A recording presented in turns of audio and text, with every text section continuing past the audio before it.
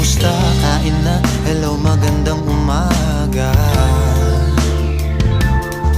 Ingat ka, pahinga, huwag kang masyadong magpupuyat pa. Naramdaman ng puso na dahan-dahan akong nahuhulog sa'yo. Sa kada araw natin na pag-uusap, meron ng